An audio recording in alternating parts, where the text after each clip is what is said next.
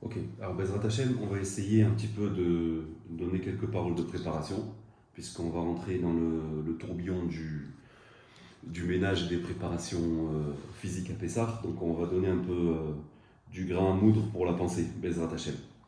Donc, on va essayer de parler un petit peu du sort du Seder. Alors, on va commencer par un certain nombre de questions, et après on va donner une vue un peu différente des choses, Bezrat Hachem. Alors, déjà, on sait qu'il y a marqué, Chazal nous ramène, Benissan Niga'alou, ou Benissan Atidim Ligael. C'est une Gemara, d'accord, notamment dans Rosh Hashanah, qui dit que, de même que la Géoula de Mitzrayim, elle a eu lieu en Nissan, la Géoula, à la fin des temps aussi, elle sera en Nissan. La question, elle est, si d'un autre côté, on nous dit qu'il faut attendre le Mashiach, il peut venir n'importe quel jour. Alors, il va venir en Nissan ou il va venir n'importe quel jour de l'année. Surtout que Yonatan Ben Uziel, le Targum, il nous dit que si on a, le seul moment où on peut être sauvé, c'est le soir du Seder. Si jusqu'à minuit, le soir du Seder, on a été sauvé, c'est bon. Sinon, ça repousse les choses à l'année d'après. D'accord? Donc il faudrait essayer de comprendre, est-ce que le Mashiach, il peut venir tous les jours? Est-ce que la Géoula finale, elle va arriver tous les jours? Ou est-ce qu'elle arrive d'Afka pendant Nissan et encore plus, peut-être même le soir du Seder plus précisément? Donc déjà, ça, c'est la première chose qu'il faudrait comprendre. Deuxième question, on nous dit Chayav Adam lirot et atzmo kilu yatsa mitzrayim, c'est une Mishnah dans Psachim. Chacun doit se voir comme s'il était sorti lui-même d'Égypte. Alors on sait qu'à chaque fois que Chazal nous dit Chayav, comme on l'a dit aussi à propos de Purim, c'est Ad Kedé Mesirut Nefesh. Ça veut dire c'est une obligation qu'une personne a de se voir comme si elle était sortie de Mitzrayim. Alors déjà, comment on peut demander à une personne de sentir quelque chose qui s'est passé il y a 3000 ans, elle n'était pas là-bas, malgré toutes les descriptions qu'on a dans les Midrashim, Chazal et tout ça, c'est difficile de se sentir comme si, moi je suis sorti maintenant de l'oppression qui a duré 210 ans. Comment se voir sortir d'Égypte? C'est quelque chose d'un peu abstrait qu'on demande à la personne, d'accord? Troisième question, ça c'est des questions qu'on a l'habitude d'entendre, on va essayer de donner une réponse un petit peu différente. Troisième question, qu'est-ce qu'on nous dit? Halach ma'anya, toute la soirée elle tourne autour du pain de misère, la matzah, parce que quand ils sont sortis de Mitzrayim, la pâte elle n'a pas eu le temps de gonfler, donc ils ont mangé des matzot. Alors moi je vous dis, imaginez maintenant quelqu'un qui a été condamné, prison à perpétuité, et au bout de 30 ans, il apprend que le président il a gracié. Et on arrive, on toque à sa cellule et on lui dit allez hop, tu as 5 minutes pour sortir. Et pendant qu'il est en train de sortir, sur la table, il prend avec lui une pomme et il sort. Et chaque année, il fait une Seudat Toda pour remercier Hachem de l'avoir libéré de prison et il fait tout un cirque autour de la pomme qu'il a pris en sortant. Alors, a priori, c'est un peu la même chose. C'est-à-dire, le Maroc qui représente 210 ans d'esclavage, ce qui a créé notre peuple, en quelque sorte, l'esclavage, d'accord, tout ce qui a été l'élément fondateur de notre peuple, c'est le Maroc, on en mange une fois pendant le Seder, deux fois pendant le Seder, et c'est tout, pendant 7 jours, on n'entend plus parler. Alors que la matzah, qui a priori, c'était une conséquence, la pâte, elle n'a pas eu le temps de gonfler ni quoi que ce soit, pendant 7 jours, il y a une mitzvah d'en manger le maximum, et que ce soit une achila, pas une achila gassa, et les kazetim, mais tout de suite. Pourquoi on en fait un tel plat, en quelque sorte, de la matzah, alors qu'en fait, peut-être c'était juste quelque chose qui s'est passé comme la pomme que le prisonnier il a pris, d'accord? Donc ça, c'est encore une question. Quatrième question qu'on peut demander, c'est au début de la Haggadah, on dit « Kol tirfin yeteve rôle que tout celui qui a faim, il vienne manger, il vienne participer au Seder ».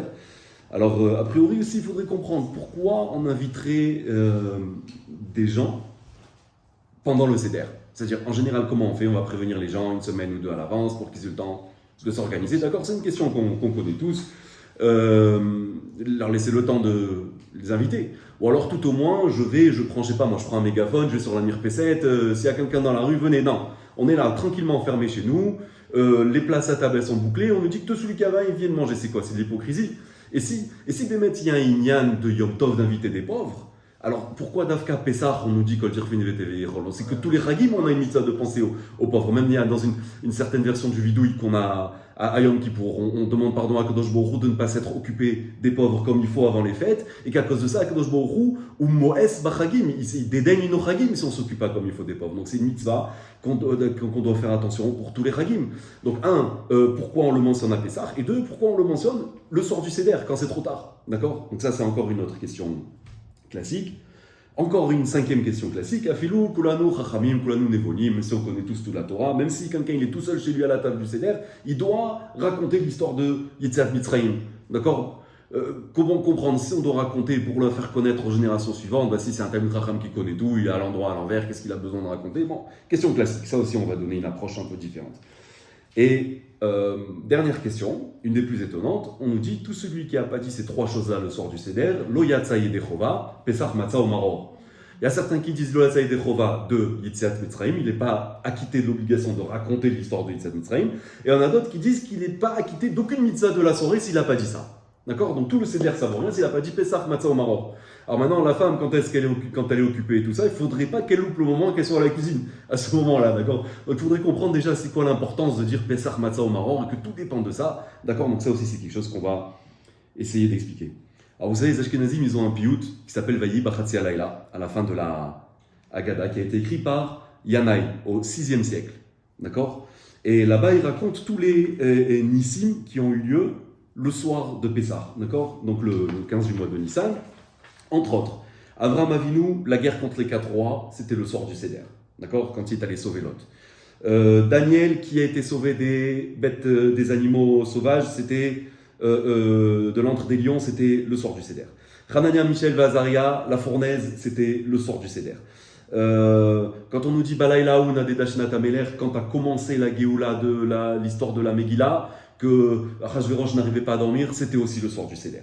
Belshazzar, il est mort le soir du Seder. Sancheriv, ses 180 000 soldats, ils sont morts au port d'Yerushalayim le soir du Seder. D'accord? Donc, et là-bas, il fait encore une liste, cette liste est non exhaustive, d'accord, de tous les Nissim qui sont passés sur le Seder. Donc, on voit que c'est une nuit qui est très spéciale, une nuit de Géoula. D'accord? Une nuit, comme on le sait, une nuit de Géoula. Maintenant, un autre point. On sait que les Bnei Israël, ils auraient dû être en Mitzrayim 400 ans. D'accord? Avavadu vivnotam arbamot shana. C'était l'alliance entre Akadosh Baruch Hu et Avram, et finalement, Akadosh Baruch Hu, il les a sortis au bout de 210 ans. Il y a un Midrash qui raconte que Moshe n'était pas d'accord avec Akadosh Baruch Hu de les faire sortir si tôt. Il a dit, il manque 190 ans en fait complète. Akadosh Baruch Hu, il a dit, non, ils sont prêts, c'est le moment de sortir, d'accord? Ça, c'est une autre donnée qu'on a. Il faut savoir que lorsqu'on regarde des choses qui se sont passées cette nuit-là, en fait, on se rend compte que c'est un espèce de jour de jugement. Vous savez, il y a plusieurs étapes, plusieurs périodes dans l'année où on a cette capacité d'avoir un chidouche de renouvellement. Donc Rosh Chodesh, c'est l'un d'eux. Vous savez que les Ashkenazim, ils font Yom Kippour Katan avant Rosh Chodesh.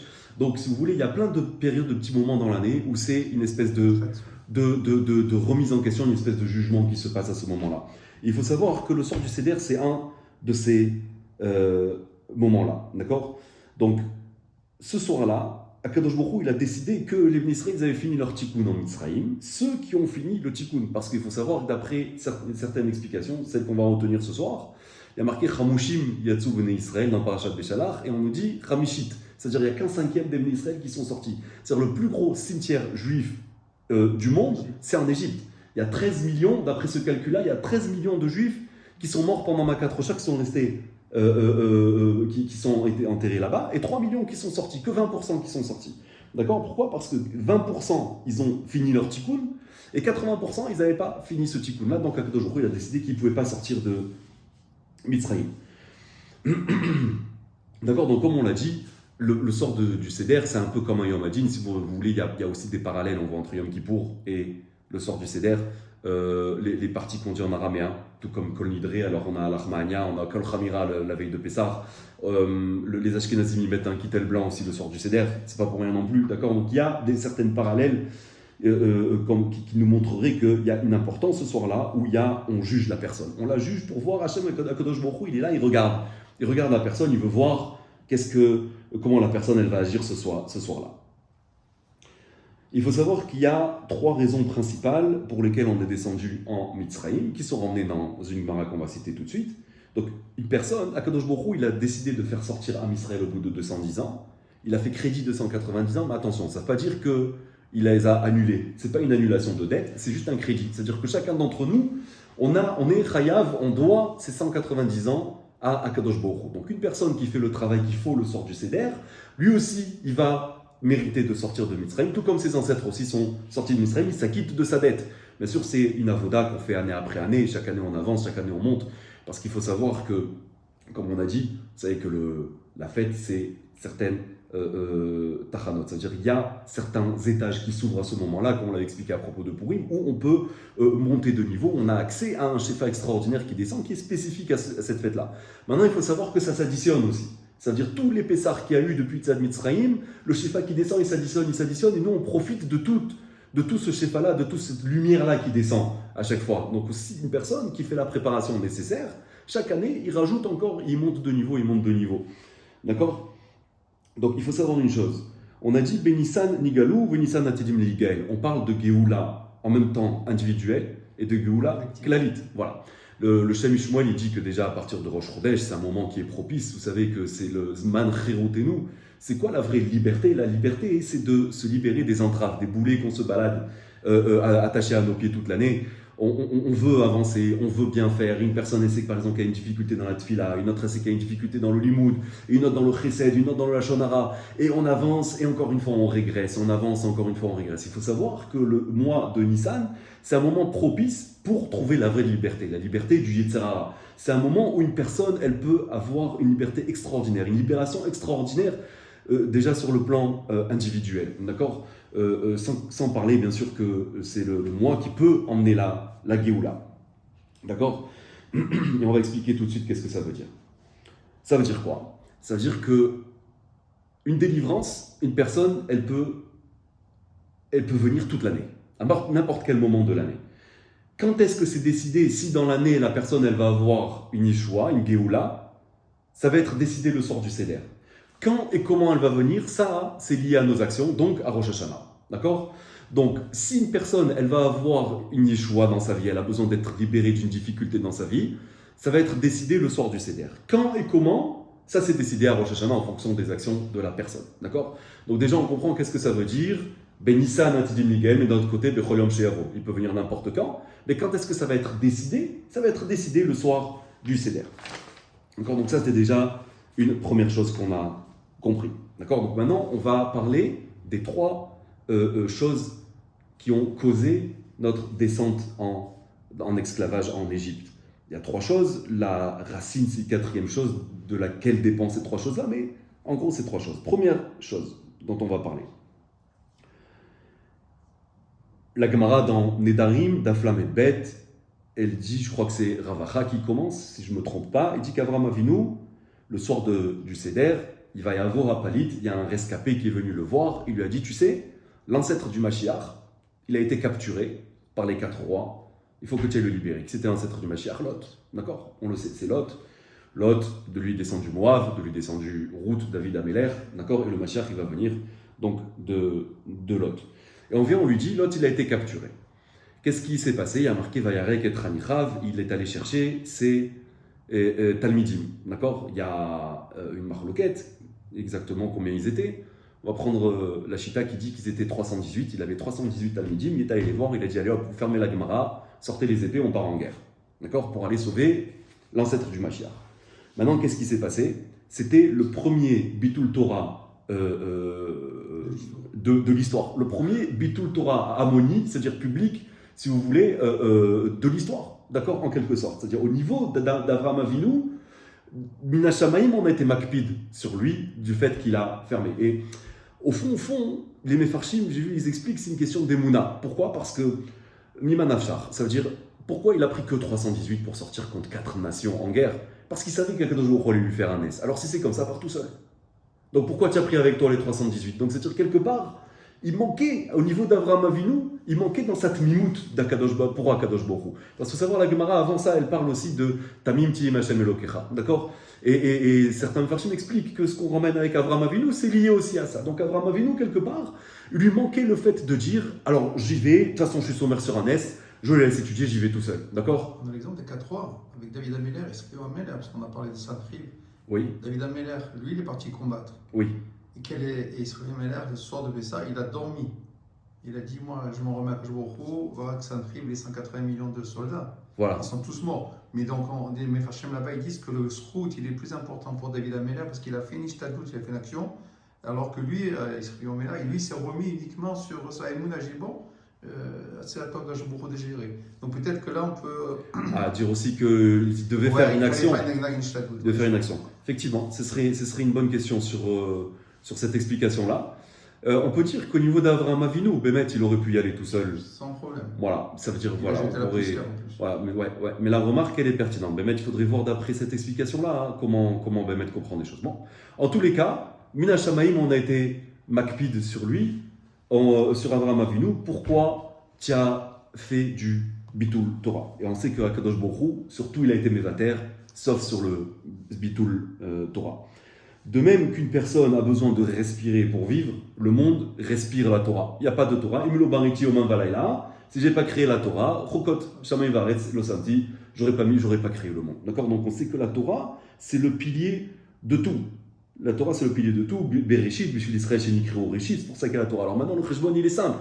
C'est que pourquoi Kadosh Baruch Hu, il a créé le monde? Pour que Am Israël puisse étudier la Torah. Maintenant, s'il n'y a pas de Torah, il n'y a pas de monde, donc il n'y a pas d'Am Israël. Il n'y a pas besoin de Mashiach pour aller le sauver. D'accord? Donc le Cheshbon, si vous voulez, il était un peu à l'envers qu'Avraham Avinu il a fait, d'accord? Donc à son niveau, bien sûr. Et donc le Harizal, il nous dit, à cause de ça, Am Israël, ils sont sortis, la Gemara, il nous dit, le Harizal aussi, il en parle aussi, et qu'à cause de ça, Am Israël, ils sont descendus en Mitzrayim, à cause de ce Bitul Torah. La preuve, c'est que Shevet Lévi, eux, ils ne se sont pas laissés embobiner par tous les beaux discours de Paro au début du Shiebout qui a convaincu Am Israël d'aller construire des pyramides. Ils sont restés étudiés. Les Mitzrim n'avaient aucune emprise sur eux. Plus que ça, tous ceux qui ont décidé de rejoindre Shevet Lévi, même si ce n'était pas de Shevet Lévi, eux aussi, ils n'ont pas été embêtés, ils n'ont pas eu l'esclavage pendant toute cette période-là. D'accord? Donc Shevet Lévi a été sauvé du Shiebout parce qu'eux, ils ont continué à étudier la Torah, ils ont été métaken. Cette raison-là pour laquelle on est descendu de Mitzrayim. Maintenant, on le comprend. Vigata levincha, bayom ce jour-là, tu vas raconter à ton fils. Tu vas lui dire, tu sais quoi? Tout le maror que tu manges dans ta vie, c'est à cause du Bitul Torah, sache-le. C'est à cause du manque d'importance qu'on donne à la Torah. Et donc on le comprend pourquoi. Dafka bayom c'est afilou kulanu chachamim, kulanu nevolim, si on connaît toute la Torah, une personne elle doit se rappeler. Tu sais pourquoi on est descendu en Égypte? Parce qu'on n'a pas pris la Torah assez au sérieux comme on aurait dû la prendre. Et c'est ça. Donc le soir de Pessah, on est metaken, ce Bitul Torah. À Shavuot, on est metaken le fait que les Israéliens ne sont pas restés réveillés pour attendre Matan Torah.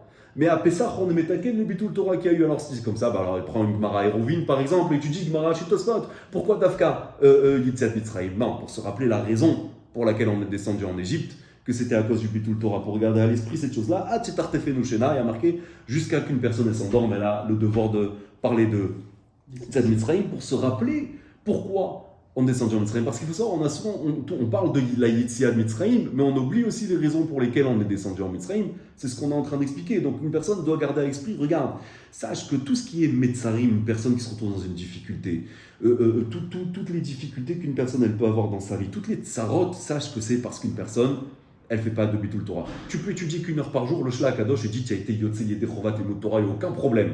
Tu auras ton Olamaba full par rapport au Limut Torah. Le problème, c'est qu'une personne, elle arrive après une journée de travail, ou alors qu'elle est fatiguée, et tout ça, un quart d'heure, elle dort, un quart d'heure, elle est sur son téléphone, un quart d'heure, elle rêve, qu'est-ce qui reste de son Limut Torah? D'accord? Donc ça, c'est le cheshbon qu'on doit faire, on doit se dire. Et alors, ouais, même si par exemple, quelqu'un qui étudie toute la journée, il se dit, est-ce que Bémet, je suis ménatzel le temps, est-ce que j'utilise le temps comme il faut? Donc ça, c'est un cheshbon qu'on doit faire le soir du Seder, et de se rappeler lorsqu'on dit, regarde, toutes les souffrances des Béné Israël. Vous savez que la période la plus dure du Shiaboud, elle a duré 86 ans. Vous regardez les Midrashim, c'était une Shoah qui a duré 86 ans. Vous imaginez? Et tout ça, il faut savoir la raison pour laquelle on est descendu en Égypte, c'était justement à cause du Bitul Torah. On n'a pas pris ça au sérieux. Regardez Shevet Lévi. Ils n'ont pas eu de Shiboud. D'accord? Donc ça, c'est quelque chose qu'on doit raconter à nos enfants. Vigata Levincha. Après tout, la transmission de notre Emouna, de ce qu'on est, c'est ça, c'est le soir du Seder. C'est Vigata Levincha. Donc ça fait partie des choses qu'on doit transmettre à nos enfants. Regarde l'importance de la Torah. Donc on a parlé du Cheshbon HaNefesh des hommes, il y a aussi le Cheshbon HaNefesh des femmes. D'abord, une femme a l'obligation d'étudier les halachot qui sont kashura aux mitzvot qu'elle doit faire. Ensuite, il y a l'appréciation qu'elle va montrer au limoud de son mari, au limoud de ses enfants et ainsi de suite. Et donc, une femme aussi, elle va se poser ce soir-là la question, elle va se dire, est-ce que Bémet, je montre assez d'appréciation pour le limoud de mes enfants et de mon mari et ainsi de suite. D'accord? Donc ça, c'est aussi un Cheshbon HaNefesh. C'est pour ça que les femmes aussi, elles ont un riyou de Sipuritza Mitzrayim. D'accord? Et parce qu'elles aussi, elles ont ce petit cheshbon, si vous voulez, à faire, qui est le Bitul Torah. D'accord? Ça, c'est une chose à laquelle on doit faire attention. C'est pour cela qu'il faut faire très attention aussi le soir du Seder, de ne pas parler de tout et n'importe quoi. D'accord. Vous savez, on s'assoit à la table du CDR, ça fait longtemps qu'on n'a pas vu la famille, après tout le stress. Alors, comment tu as payé le costard et les matzot, tu ne sais pas qu'est-ce qui m'est arrivé l'autre jour, et on commence à papoter et tout ça et tout. Alors, bon, il faut faire attention à cette chose-là. Maintenant, il faut savoir une chose, c'est que pire encore que le bitul Torah le soir du CDR, c'est la colère et les nerfs. Ça, c'est le pire. C'est-à-dire quelqu'un qui s'énerve le soir du CDR, c'est comme s'il prenait Paro, il l'asseyait à côté de lui, il lui dit viens avec moi, assis à côté du CDR. Et ça, c'est le plus difficile. On arrive après 15 jours de stress, on est là, on est content, et la maison, elle est propre. Et le gosse, il arrive avant qu'il douche, et vas-y, le jus de raisin sur la nappe, et le machin, ça commence ambiance, et l'autre qui fait son caprice. Mais tu peux pas te taire une soirée au moins. D'accord. Donc, il y a toujours quelque chose de Sahara, il est là, il attend, il se dit ceux-là, je vais les attraper. Alors, il faudrait pas que les choses qu'on va dire ce soir, ce soit encore une cause de stress rajoutée. D'accord. On parle de choses très profondes. Alors la personne, elle peut être là, elle se dit ah, attends, il faut que je pense à ça, il faut surtout pas que ce soit une source de stress. Il faut y arriver au bout du compte. Une fois qu'on a ces idées en tête, on va les cogiter. Déjà, c'est bon, le travail, il est là, on monte de niveau. Il n'y a pas besoin après de se faire une liste et d'avoir la tête qui fume le soir du CDR. Il faut arriver le soir du CDR, tamim, tranquille, se dire maché, ce sera bien, et c'est bon, et c'est ce qu'Akadosh Baruch Hu, au bout du compte, il veut. Vous savez que le Zohar, il dit, Akadosh Baruch Hu, il descend avec Pamaya chez le Mala, il descend avec tout son entourage le soir du CDR, il fait, regarde comment mes enfants, ils sont contents de me remercier parce que je les ai sauvés. La clé, c'est content. Voilà, c'est ça, c'est la simcha. D'accord. Donc c'est ça le plus important. Alors un, il est de travers, et l'autre, il est truc. Et j'arrive pas à me concentrer à penser, mais le bitul Torah, et on va voir encore donner des coups d'autres et tout ça, c'est pas grave. D'accord. C'est le hikar, c'est d'arriver détendu le soir du CDR. Bien sûr, il y a une différence entre détendu et calout de roche. Voilà, il faut prendre les choses au sérieux et tout ça, mais de manière détendue. D'accord. On sait que c'est un soir qui est important, et après c'est bon. De là, on avance. D'accord. Donc voilà. Donc ça, c'est la première raison. Avraham Avinu, la guerre, le bitul Torah. Donc ça, on est là pour être metaken, ce bitul Torah-là, à travers le sipour de Yitzhak Mitzrayim. Deuxième Nekuda, la Gemara, elle continue là-bas, et elle dit, deuxième raison pour laquelle on est descendu en Mitzrayim, il faut bien se regarder à l'esprit qu'on n'est pas au niveau de comprendre. Avraham Avinu, on est là, genre on est en train de critiquer. D'accord. C'est de la Torah, c'est que des Chazal, ils nous ont ramené ces choses-là, c'est qu'on a des choses à apprendre dedans, mais il faut toujours garder à l'esprit qu'on est loin, bien sûr, d'Avraham Avinu, donc il faut prendre les choses avec des pincettes. Donc la deuxième Nekuda, c'est que Avraham Avinu revient de la guerre, il rencontre le roi de Sodome. Et là, qu'est-ce qu'il dit le roi de Sodome? Il lui a dit, donne-moi le Nefesh, les personnes que tu as pris en captivité, et moi je te donne toute la richesse. Et là, qu'est-ce qu'il lui dit à Avraham? Moi je te donne tout le butin. Avraham Avinu, qu'est-ce qu'il lui dit? Il lui dit non, garde, même jusqu'à un lacet de chaussures, je ne prendrai rien pour pas qu'on dise que c'est toi qui as enrichi Avraham. Alors là aussi, il y a une kpeda min hashamayim. Et là, on va faire une petite introduction. Vous savez qu'il y a eu 4 époques principales jusqu'à Avraham Avinu. Vous avez eu Dor Enosh, Dor Amaboul, Dor Aflaga, c'était la tour de Babel, et ensuite vous avez eu Sdom. Ces 4 générations, en fait, c'était à chaque fois un Gilgoul. C'est-à-dire, il y a eu Dor Enosh, ils ont fauté. Vous avez eu l'océan qui a nettoyé un tiers du monde. Et hop, ils étaient à Avodazara, et on est reparti, il y a eu Dor Amaboul. Dor Amaboul, ils sont venus. Et il faut savoir que parmi eux, il y avait la Neshama de Moshe Rabbeinu, qui Béchagam ou Bassar. Béchagam, c'est la Gematria, c'est Moshe. D'accord. Parmi eux, ils avaient le niveau de recevoir la Torah, le Dor Amaboul. D'accord. Velo Nertam Dinam Ela la Gezel, à cause du Gezel, bien sûr, ils ont été mashrit, mais le din a été scellé à cause du Gezel, il y a des raisons à ça. Et donc, il y a eu le Maboul, et on recommence à zéro. Ils reviennent en Gilgoul, quoi? Dor Aflaga, ils construisent la tour de Babel, et encore une fois, ils sont dispersés parmi toutes les nations, et ainsi de suite, et on recommence. Sdom. Tous ces Neshamot-là, ils reviennent en Gilgoul, dans Sdom. Qu'est-ce qui se passe? La guerre, tout ça et tout, hop, ils se retrouvent tous en captivité chez Avraham Avinu, tous rassemblés chez Avraham Avinu. Avraham Avinu, il a eu une occasion historique de les prendre sous son aile, et d'ouvrir un séminaire d'Arachim de ouf, et de faire tchouva à tout le monde. D'accord? C'était ça, Avraham Avinu s'était rapproché, les gens de Akadosh Baruch Hu. Et donc, au lieu de donner le Nefesh et de dire garde tout au roi de Sodome, il aurait dû garder le Nefesh. Il aurait emmené le monde à son tikkun, il y aurait eu Matan Torah, le Mashiach serait venu, c'est fini. D'accord. Donc, Chachamim lui reproche, Akadosh Baruch Hu lui a reproché, excusez-moi, de ne pas avoir saisi cette occasion historique de rapprocher ces 4 générations-là qui sont revenues en Gilgoul. Alors, le machal qu'on va donner, c'est imaginer la chose suivante. Vous avez un Rosh Yeshiva, et qui a un baron qui lui cause des problèmes à la Yeshiva. Et le Rosh Yeshiva, il n'a pas les nerfs de s'en occuper, il dit allez hop, dehors, va chercher ailleurs, je n'ai pas les nerfs de m'en occuper. Et Akadosh Baruch Hu, il a dit je ne comprends pas, je t'ai envoyé une Neshama pour que tu la rapproches de moi, et toi tu le mets dans la rue, qu'est-ce que tu fais? Alors, il fait, parce que tu n'as pas compris, maintenant je vais t'envoyer en Gilgoul, ce bachour-là, dans un de tes enfants, et il va te rendre la vie amère, mais là tu n'auras pas le choix que de t'occuper de lui. Donc c'est la même chose, Akadosh Baruch Hu, il a dit, écoute, tu as loupé l'occasion, ils vont descendre en Gilgoul, en Mitzrayim. Il faut savoir que Yotzei Mitzrayim, ceux qui sont sortis de Mitzrayim et qui ont reçu la Torah, c'était les Gilgoulim de ces 4 époques-là qui sont revenus là-bas. C'est ce qui s'est passé, d'accord?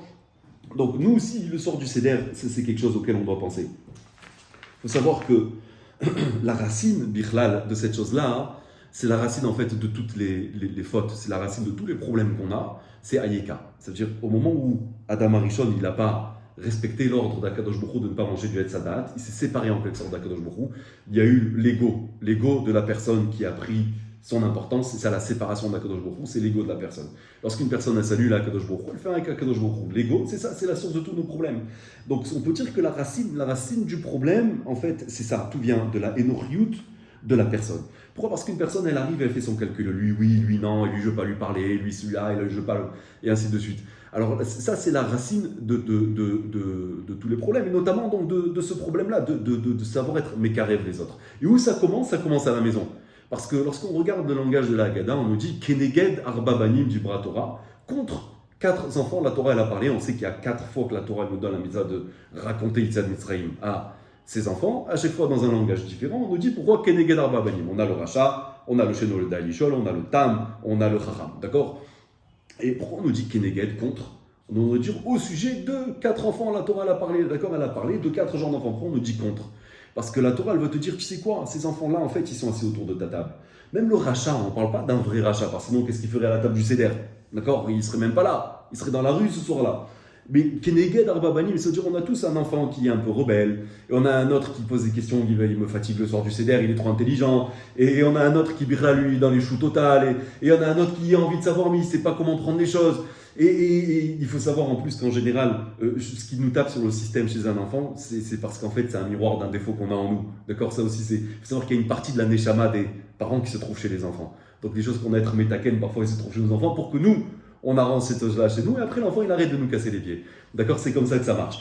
Donc il faut savoir ce Keneged, ça veut dire tu les as devant toi à ta table, ces 4 enfants. C'est ça qu'Akadosh Baruch Hu il veut te dire, tu sais, il y a celui-là là, que dès qu'on commence à chanter 2 notes, il tape sur la table comme c'était un tam-tam, et l'autre truc. Ce soir-là, bah, tu dois donner ton attention à chacun d'entre eux. D'accord? Celui qui ne sait pas poser les questions, celui qui...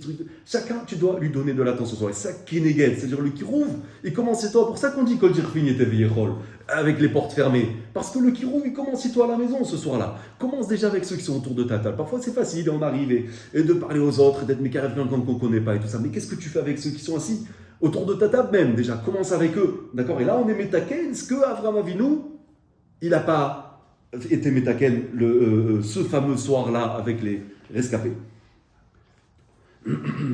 D'accord, Rav Daniel Mikel me disait, une première chose qu'un juif il doit comprendre, c'est qu'un juif il ne vit pas seul dans le monde. Ça c'est la chose la plus difficile, surtout dans notre génération où on est centré sur l'individualisme et l'égocentrisme, ainsi de suite. Non, sache que tu vis en société. Akadosh Baruch Hu, il a voulu que tu penses sans arrêt aux autres aussi. Alors dis un mot gentil aux autres.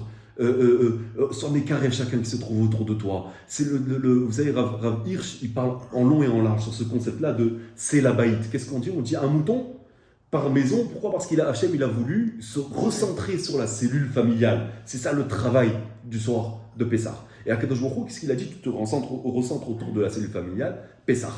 Pessah, c'est-à-dire il saute au-dessus des maisons. C'est-à-dire si toi, tu sépares ta cellule familiale du reste du monde, tu recentres sur ta cellule familiale et tu sautes pas sur un individu. Lui, je lui parle pas, lui, j'ai pas envie de truquer. Non, tu ressens tout le monde. Alors, Akadosh Baruch Hu, lui, il est possère. Lui, il saute et lui, il va te séparer des autres peuples. Lui va faire en sorte que les autres nations, elles te laissent tranquille. Mais si toi, tu commences à sauter au mouton, lui oui, lui non, lui tout ça, alors Akadosh Baruch Hu, il te dit, allez, la séparation de toi et les nations, tu vas te débrouiller tout seul, on va voir comment tu te débrouilles. Donc ça, c'est le lignan du Korban Pessah, se recentrer autour de la famille, la cellule familiale. C'est pour ça qu'il y a toute ça à la route de Korban Pessah qu'on doit manger en famille, il faut que ce soit suffisant, il ne faut pas en laisser, et ainsi de suite, pour recentrer justement là autour de cette cellule-là. D'accord? Donc ça, c'est le deuxième point. Donc on a parlé du Maror qui est le Bitul Torah, on a parlé de Korban Pessah qui est se recentrer sur la cellule familiale et parler à chacun comme en fonction de ce qu'il doit entendre. D'accord? Troisième chose, c'est le Zohar. Le Zohar, il nous parle, quand il nous parle de la matzah, il nous dit, c'est Mechla de Asvata, Mechla de Mamnuta, le pain qui guérit, le pain de la Emouna. D'accord, ça c'est la matzah. Donc on a demandé pourquoi pourquoi la matzah tient un rôle tellement central dans la sortie de Mitzrayim. D'accord. Alors là, il faut savoir qu'on arrive à la troisième chose que la Gemara ramène dans Nedarim, c'est pendant le Brit Ben Abetarim, lors de l'alliance entre Akadosh Baruch Hu et Avraham. Avraham, il demande Bama Eda Kirachena. Comment je vais savoir que mes descendants ils vont hériter Eretz Israël? Maintenant, il parle avec Akadosh Baruch Hu. Nous, on se dit, moi, à sa place, j'aurais pas demandé une preuve, franchement. Akadosh Baruch Hu, il te donne une promesse, c'est bon, je le crois. Le problème, ce qu'on ne réalise pas, c'est que nous, on demande Bama Eda, comment je vais savoir? Cette question-là, on la demande au moins 30, si ce n'est pas 40 fois par jour. Je suis inquiet sur ma santé, je suis inquiet sur la parnassage, je suis inquiet sur le chinour des enfants, je suis inquiet sur la situation du monde. Donc, sans arrêt, on demande Bama Eda, comment je vais savoir, comment je vais savoir, comment je vais savoir. D'accord? Donc, ça, c'est en fait cette question de base de Emouna. On l'a tous 100 000 fois par jour. D'accord? On est sans arrêt, on est là, on est stressé toute notre vie. Elle est là avec un travail sur la Emouna parce qu'on n'arrête pas de demander Bama Eda, en fait. D'accord? Et les 20% qui sont sortis de Mitzrayim, c'est parce qu'ils ont arrêté de demander Bamaïda. Après tout, ils avaient tous Megillat Starim. On sait qu'ils avaient tous une tradition comme quoi, ceux qui diraient pas Code Ifkod, je vais vous sauver sortir de Mitzrayim. Ils le savaient tous. Alors comment ça se fait qu'il y en a qui n'ont pas cru, Moshe? Eh bien, ceux qui n'ont pas cru, ils sont morts pendant Makat Rocher. Pourquoi? Parce que Rocher, c'est quoi? Il n'y a pas d'obscurité plus horrible que de se retrouver sans Emouna. Le doute, le safek, se retrouver sans Emouna, c'est ça le Rocher d'une personne. Donc c'est pour ça c'est ça l'obscurité, c'est pour ça qu'ils sont morts pendant Makat Rocher. Ceux qui ont arrêté de poser cette question-là, c'est les 20%. Et quand est-ce qu'ils ont eu cette clarté de vision et cette émouna parfaite? C'était au moment de la sortie de Mitzrayim, lorsqu'ils avaient la patte de la matzah sur la tête. Il faut savoir que, qu'est-ce que ça veut dire Loïspik Betsekam? La patte, elle n'a pas eu le temps, ils sont sortis, ils ont mis la patte sur la tête, ils sont sortis de Mitzrayim, ils sont sortis à Chatzot jusqu'au lendemain matin. Qu'est-ce que ça veut dire que ça n'a pas eu le temps de gonfler? Il faut savoir qu'il y a marqué Laïla Kayom Yahir, que la lumière à Akadosh Baruch Hu, c'est lui-même. Hu Velo Malach, c'est lui qui a fait sortir à Israël, lui en personne. Il faut savoir qu'à l'Or Aganouz, il y a la lumière d'Akadosh Baruch Hu qui est descendue sur ce monde-là, cette nuit-là, sur le monde, et que la nuit de Yitzhak Mitzrayim, c'était éclairé comme en pleine journée. Et cette lumière-là d'Akadosh Baruch Hu, c'est ça qui a fait cuire la pâte instantanément qui se trouvait sur la tête d'Ebné Israël. C'est-à-dire que la Shrina, elle est rentrée dans la matzah. La Shrina, elle se trouvait dans la matzah, c'est elle qui a fait cuire ce pain-là qui les a tenus pendant, combien c'était 30 jours, 40 jours, jusqu'à que la manne elle descende. D'accord? Ce pain-là qu'ils ont mangé, c'est ça, le pain qui a terminé de leur guérir toutes les questions de Emouna. L'organouz, c'était pendant la Makat Bechorot ou à la Yetziat Mitzrayim? Le Organouz, c'était pendant Yetziat Mitzrayim aussi. Oui. Pendant toute la nuit de Yetziat Mitzrayim, il y a eu cette lumière-là qui a éclairé et qui a cuit ces matzot-là. Et ça veut dire que la lumière, le Organouz, la Shrina, elle se trouve dans les matzot-là. Les matzot qui guérissent toutes les questions de Emouna. Alors ça veut dire le soir de Pessah, lorsqu'on arrive à la table pour manger la matzah, on doit être conscient de cette chose-là. Tu sais que lorsque tu manges la matzah, sache qu'il y a la lumière de la shrina dedans. C'est ça que tu manges, le pain qui va te guérir de toutes tes sfécotes. Donc quelqu'un qui arrive le soir du Seder avec toutes ses angoisses, et de toute l'année, de toutes ses difficultés, de tout Mitzrayim, on a dit Mitzarim, c'est-à-dire la souffrance dans laquelle une personne elle se trouve à cause de toutes ces questions d'Emouna et tout ça. Il a loupé le but. Il a loupé le but du soir du Seder. Le soir du Seder, c'est de se renforcer dans la Emouna. C'est de savoir, regarde, tu vas manger le pain de la Emouna. Tu vas manger le pain qui guérit, le Zohar, il nous dit. Pense que quand tu manges ce pain-là, il y a la Shrina qui est dans ce pain-là, il va te guérir de toutes tes questions d'Emouna. Laisse, au moins ce soir-là, laisse toutes tes questions d'Emouna. Ashlech al Hashem Yafra. Laisse Akadosh Baruch Hu se débrouiller avec tous tes soucis, avec tous tes problèmes. Arrive avec cette sérénité-là le soir du Seder, de se dire j'ai plus aucun problème, j'ai plus aucun souci, c'est la émouna qu'on a, c'est ça, sortir, c'est-à-dire c'est quoi un ben chorin?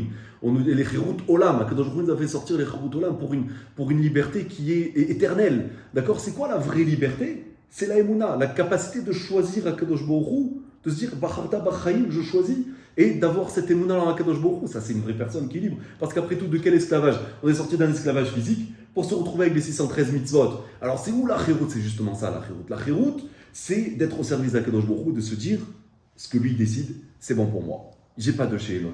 Ce soir-là, j'ai pas de sheilot d'Emouna. Ce soir-là, j'ai pas de sheilot de rien du tout. D'accord? Donc, c'est ça le soir, le but du soir du Seder, comme on a dit, c'est déjà d'être métaken, toutes les questions qu'on pourrait avoir d'Emouna, tout le stress qu'on a, les angoisses qu'on a, et ainsi de suite, de se dire, voilà, je vais manger ce soir le pain qui va guérir cette chose-là. Et ça, c'est ça ce qu'on doit faire passer à la génération d'après. C'est ça qu'on va expliquer à nos enfants. D'accord. Donc, deuxièmement, ma manière de penser sur les autres. Peu importe combien ils m'énervent, ils sont différents et ainsi de suite, c'est ça que je vais essayer de modifier ce soir-là, en pensant que je suis métaken au fait que que Avraham Avinu, il n'a pas été métaken, cette chose-là, le soir du Seder. Et la troisième chose, c'est être métaken, la Torah. Ma responsabilité vis-à-vis de la Torah. Pensez, est-ce que Bémet, j'accomplis ma responsabilité envers la Torah? Est-ce que je prends la Torah suffisamment au sérieux, comme je devrais la prendre? D'accord. Donc, c'est quand on prend ces trois nékudotes-là, et donc c'est ça. Kol mi shelo amar shalosh dvarim haelu, Pesach, Matzah ou Maror, il n'a pas été Yitzhak de Chova. Pesach, arrête-toi, pense une seconde. Toi, tu sautes par-dessus personne. Sinon, Akadosh Baruch Hu, lui aussi, va sauter par-dessus toi et va te laisser te débrouiller tout seul. D'accord? Ça, c'est le lien de la misa de Pesach. Tiemekarev, tout le monde. Le Maror pense au Bitul Torah, pense que toutes les tsarot qu'une personne a dans sa vie, Kola, Mikabel à la Tzmo, Ol Torah, ma virimalav, Ol Derech Eretz. D'accord? Donc, si une personne, elle prend suffisamment le Limut Torah au sérieux, c'est ça, le maror que tu manges dans ta vie, c'est ça qu'on va expliquer à nos enfants. Sache, prends la Torah au sérieux, parce que sinon toute ta vie, ça va être que des tsarot. Ça, c'est la deuxième dékouda. Et la troisième dékouda, c'est la matzah. La matzah, ça vient pour répondre aux shélot de la Emouna. Kadosh Baruch Hu, il s'est dévoilé sur la matzah. Ils n'avaient plus aucune question d'Emouna à ce moment-là. Vayamen Ha'am, c'était clair comme le soleil en plein jour lorsqu'ils sont sortis. La Emouna, Kadosh Baruch Hu, elle était parfaite. Et c'est ça ce qu'il y a dans la matzah. Il faut savoir que physiquement, tu manges la matzah, ça te guérit de tes questions de Emouna. Et donc, on comprend donc maintenant, Chayav Adam lirot et atzmo, comme si lui-même il était sorti de Mitzrayim. Si tu fais ton cheshbon hanefesh sur ces trois choses-là comme il faut, alors Bémet, tu vas être capable de sortir réellement de Mitzrayim. Tu vas être zoché à ta Géoula pratique. Comment elle va arriver? Ça va être pendant l'année en fonction de tes sruyot, en fonction de tes maasim. Mais déjà, tu as accès à cette Géoula-là, cette chose qui va te libérer réellement, qui va t'envoyer la Géoula. Qui n'a pas besoin d'une Yeshua, peu importe dans quel domaine que ce soit. Il faut savoir que le moment de Pessah, c'est un moment qui est propice. Tout le mois de Nissan, c'est un moment qui est propice pour ces choses-là. Alors, lorsqu'une personne, elle fait le cheshbon hanefesh, elle se dit, ok, on parle ici de Mitzrayim. Mais pourquoi Birla et Israël sont descendus en Mitzrayim? D'accord. Donc, lorsqu'on comprend ces choses-là, on est métaken ces choses-là. Alors, Bémet, chacun il peut être zoré à sa Géoula pratique et aussi à la Géoula du klal, à la Géoula finale. Et donc, le père de famille, il doit changer la vision de la vie des membres de sa famille. Encore une fois, comme on l'a dit, ne pas trop stresser. D'accord. Mais parfois, chacun selon son âge, mentionner quelque chose, lui donner un point original, chacun selon sa compréhension, avoir ces choses-là en tête et ainsi de suite, c'est ça qui est le plus important. Et le Ikar, il faut savoir, c'est de ne pas avoir les nerfs ni le cas ce soir du Seder, d'arriver Bessimcha, parce qu'après tout, le but du Seder, c'est quoi? C'est Léodot, à Kadosh Baruch Hu, se réjouir. À la fin, on a fait les fichar, hop, une fois qu'on a raconté pourquoi on raconte tout ça, pour réaliser combien on est redevable envers Kadosh Baruch Hu. Avec ça, j'aimerais terminer avec une petite histoire que j'ai vue. Vous savez qu'il y a deux chassiduyot à Mea Shearim, une qui s'appelle, il y en a beaucoup, mais deux que je vais mentionner ce soir, c'est Toldot Aaron et Toldot Avraham Yitzhak. Vous savez, c'est des chassiduyot qui sont assez extrémistes, qui sont contre l'État d'Israël, ainsi de suite, mais qui ont une histoire extrêmement riche et une massorette extrêmement riche aussi. Et donc, il faut savoir que le Hadmour de Toldot Aaron, alors attention, ça prête un peu à confusion, le Hadmour de Toldot Aaron, il s'appelle Rav Avraham Yitzhak Cohen. D'accord. Et le Hadmour de Toldot Avraham Yitzhak, c'est son fils. Et il s'appelle Rav Shmuel Yaakov Cohen. D'accord. C'est comme ça qu'il s'appelle, c'est son fils. Et il raconte, son fils, donc il raconte que lorsqu'il était petit, il allait avec son père voir le Imre Chaim de Vishnitz, qui est niftar il y a une bonne cinquantaine d'années. Je crois que l'année dernière, c'était 50 ans qui était niftar, donc 51 ans cette année-là.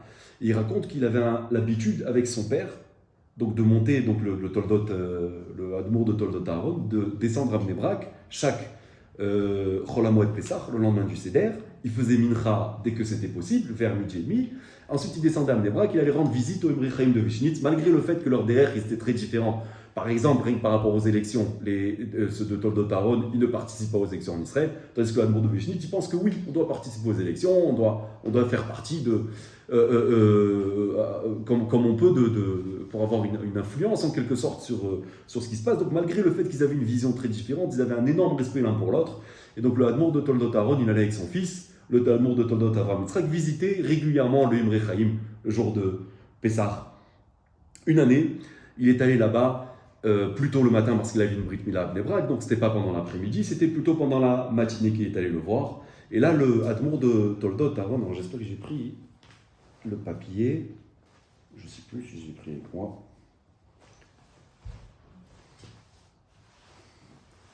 J'ai dû l'oublier, c'est pas grave. Il a cité un pasouk dans Teilim. Ah ben voilà. Il a cité un pasouk dans Teilim qui dit la chose suivante. Et Natata simcha belibi me'et ganam vetirosham rabu. Il a dit, tu as donné de la simcha en mon cœur, il a cité ce pasouk-là, grâce aux grains et aux raisins que j'ai en grande quantité chez moi. C'est quoi l'allusion qu'il voulait lui dire? Il a dit, je suis encore sous l'effet de la matzah et d'Arba Kosot, du Seder de Pessah. Parce qu'il faut savoir, la description qu'il donne, le Admon de Toldot Avraham Yitzhak, il a dit, il n'était pas avec nous, il n'était pas là. Il n'avait pas encore atterri après le soir du Seder. Et il a dit, c'est bien que tu sois venu me voir maintenant parce que je suis encore sous l'effet de la matzah et du vin du soir du Seder. Pour le Imre Chaim de Vishnitz, pour lui, c'était quelque chose d'extraordinaire ce soir-là. Il lui a dit, tu veux que je te raconte? Il lui a dit comme ça au Admor de Toldot Aaron. Le Admor de Vishnitz, il lui dit la chose suivante. Il lui dit, tu veux que je te dise? Il a dit, quand je suis arrivé au moment de Nishmat, il y a marqué Ner Hashem, Nishmat Adam. C'est quoi le Ner d'Akadosh Baruch Hu? C'est Nishmat Adam. Nishmat, c'est le Nishmat qu'on dit le soir du Seder. Et Adam, c'est Achilat Matzah et Dalet Kosot. D'accord? C'est comme ça qu'il lui a dit. Il lui a dit, ça, c'est le nerf d'Akadosh Baruch Hu. C'est les shvachim qu'on donne à Akadosh Baruch Hu au soir du Seder. Il a dit, quand je suis arrivé au moment de dire Nishmat, il y a l'autre excité qui est venu me voir. Il a dit, toi, tu le connais pas, chez moi, il vient très souvent. Il parlait du Yitzhara. Comme ça, il a dit l'admor de Vishnitz au Toldot Aaron. Il a dit, il y a l'autre excité qui est venu me voir pour me faire fauter. Il m'a dit, ouais, toi, de toute façon, avec toute la vérote que tu as fait et tout, qui tu es pour aller remercier Akadosh Baruch Hu, pour dire Nishmat Kolcha Akadosh Baruch Hu, qui tu es? Pour qui tu te prends? Alors, il a dit, je lui ai crié dessus. Je lui ai dit, écoute, j'ai fauté. Et Rahman Alitzan, je risque de fauter encore. Mais maintenant, moi, je dois chanter Jvachim d'Akadosh Baruch Hu, tu vas pas m'empêcher. Il a dit, il a eu peur, il est parti. Comme ça, il décrit les choses. Le Chaim de Vishnitz. D'accord, donc lui, à son niveau, il se voyait comme un fauteur, et malgré tout, mon tafkid, il est unique, il est de remercier Akadosh Baruch Hu. Alors nous aussi, on arrive, les Tzara, il nous dit, ouais, mais regarde, de toute façon, tu es arrivé à la moitié du Seder, qui tu es pour? Pas du tout. Tu as l'occasion maintenant de te réjouir, de dire merci à Akadosh Baruch Hu. Vas-y, fonce, ne laisse pas passer. D'accord, j'ai trouvé ce message qui est extraordinaire. Et il faut savoir que, en plus, l'admour de Vishnitz, il était de la Chita, que quelqu'un il doit garder sa Avodat Hashem personnelle. De temps en temps, ça déborde, comme une marmite qui boue, ça déborde. Alors, on voit chez le tzaddik certains aspects de sa Avodah, mais sinon, le tzaddik, il doit cacher sa Avodat Hashem. Et lui, c'était sa chita. Et pourtant, tout le monde savait chez lui que le Seder, ça débordait dans tous les sens. C'est-à-dire, il avait l'habitude, quand il allait prendre des vacances à Tveria, il faisait un tiche qui était plus court que ce qu'il avait l'habitude de faire. C'est-à-dire, il finissait à 1h du matin parce qu'il était là-bas pour se reposer au lieu de 3-4h du matin comme il avait l'habitude. Et il y en a une année, il y a quelqu'un qui lui a emmené là-bas du kougel aux pommes de terre, qu'ils avaient l'habitude de manger qu'à Pessar. Et il a suffi qu'il voit ça devant lui, il s'est mis à parler du Seder jusqu'à 5h du matin. Pour vous dire, pour lui, à quel point il ne fallait pas commencer avec lui sur le Seder, sinon c'était fini, quoi. Pour l'importance que ça avait pour lui le Seder de Pessah. D'accord? Donc c'était une partie centrale de sa Avodat Hashem. Donc pourquoi? Parce qu'il y a des choses tellement importantes qui se passent ce jour-là. C'est la transmission de la Emouna. Akadosh Baruch Hu, il nous a rendu peuple. C'est ce jour-là. Donc savoir qu'on a un tafkid, et comme avec cette histoire fabuleuse, c'est qu'on a un devoir à faire. Il ne faut pas laisser croire que ça n'a pas d'importance. Chacun, il a une neshama qui est unique, il a un rôle qui est unique. Et on est là pour remercier Akadosh Baruch Hu ce soir-là. Il descend, Akadosh Baruch Hu, il dit, venez voir mes enfants. Comment il remercie ce soir-là? Il descend avec Pamaya Shel Mala, il se réjouit avec tout le monde. Voilà, donc ça, c'est quelques pensées qu'on peut cogiter pendant qu'on fait le ménage. Et ça fait que Bezrat Hashem, ça nous transformer, qu'on arrive différent le soir du Seder, Bezrat Hashem. Voilà.